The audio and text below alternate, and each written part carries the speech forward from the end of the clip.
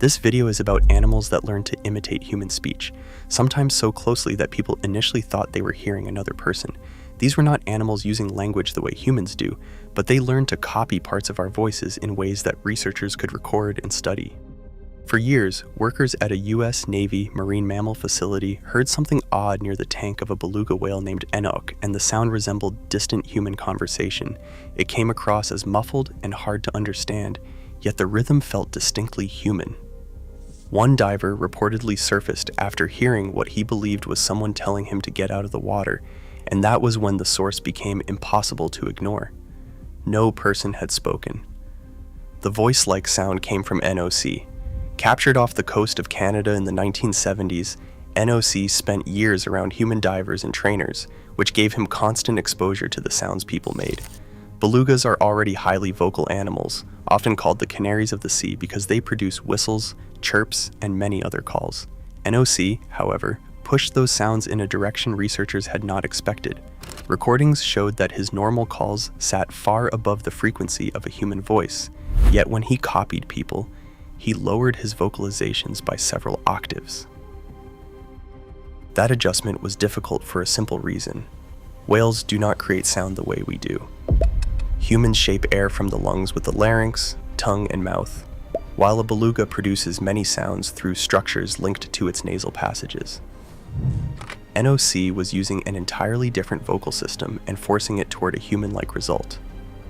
Researchers documented the behavior in Current Biology in 2012, and they drew a clear line around what the recordings showed. Enoch was not holding conversations, and there was no evidence that he understood those sounds as human language. What he had learned was the pattern. Another animal solved the same problem in a completely different way. At Everland Zoo in South Korea, an Asian elephant named Koshik learned to reproduce several Korean words, including sounds corresponding to hello, sit down, no, lie down, and good. For an elephant, that is a serious mechanical challenge because its vocal tract is enormous and its natural calls behave very differently from human speech. Koshik found his own workaround.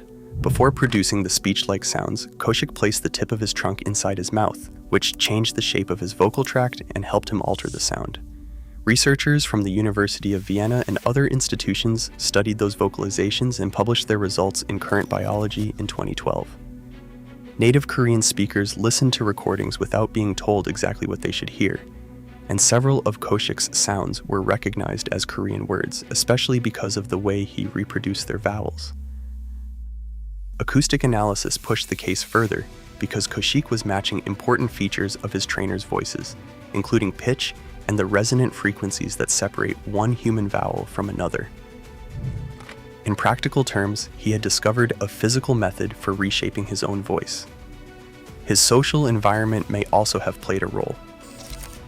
During several of his younger years, Koshik was the only elephant at Everland, which meant that much of his regular social contact came from trainers, veterinarians, and other people. Researchers suggested that copying the voices around him may have helped strengthen those social bonds, but they did not find evidence that he understood the words as a Korean speaker would.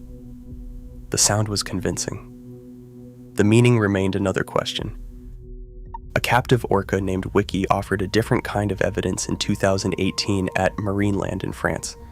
Researchers asked her to imitate unfamiliar noises, including other orca calls, as well as human sounds and words, and she produced recognizable approximations of hello and bye-bye. Orcas already live in tightly connected social groups, and different populations use distinct collections of calls that researchers often describe as vocal dialects.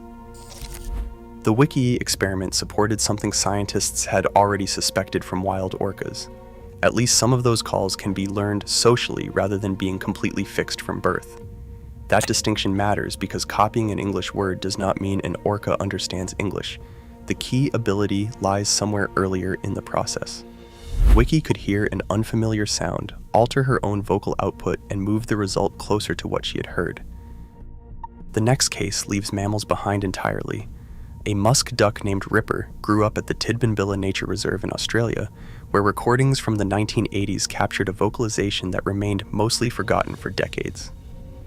During his display, Ripper produced a sound resembling a human voice repeating a phrase he had apparently heard from one of his caretakers. The reported phrase was, "You bloody fool." Years later, researcher Carl Tenkate examined the recordings and initially questioned whether they could really be genuine. Australian ornithologist Peter Fulligar had made them, and he later became a co-author of the scientific paper published in 2021. Ripper's imitation was not limited to people either. One of his other sounds resembled a closing door and the noise of its latch. That case mattered because musk ducks were not usually placed among the small group of birds known for advanced vocal imitation. The recording suggested that vocal learning had appeared in another branch of the bird family tree, and Ripper had preserved a human phrase inside a display sound recorded decades earlier. Parrots and mynas remain the most familiar examples of talking animals, although what they do is technically difficult in its own right. Birds do not use human vocal cords. They produce sound with an organ called the syrinx, located deeper in the respiratory system, and some species can control those sounds with extraordinary precision. Parrots also reshape the sound with their tongue and beak after it leaves the syrinx, helping them reproduce frequencies that resemble human speech. In some individuals, that mimicry extends far beyond a single word. Even there, though, scientists separate two different abilities very carefully. Producing a word is not the same as understanding what that word represents. Some animals can learn associations between particular sounds, objects, or commands, and a much smaller number have shown more complex abilities in controlled experiments.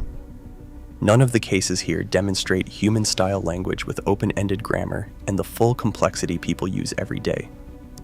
What they show is narrower but still unusual. The ability to change a voice by listening to another animal is not uniquely human. A beluga can lower its normal calls toward the range of our voices, while an elephant can place its trunk inside its mouth to reshape a sound.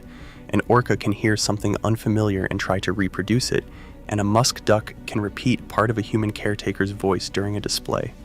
None of them were speaking to us in the human sense, yet each had learned something about the way we sound. If one of these animals sounded more convincingly human than the others, decide which case stood out most to you. Subscribe to Bio Nocturne for more unusual stories hidden inside biology and the natural world.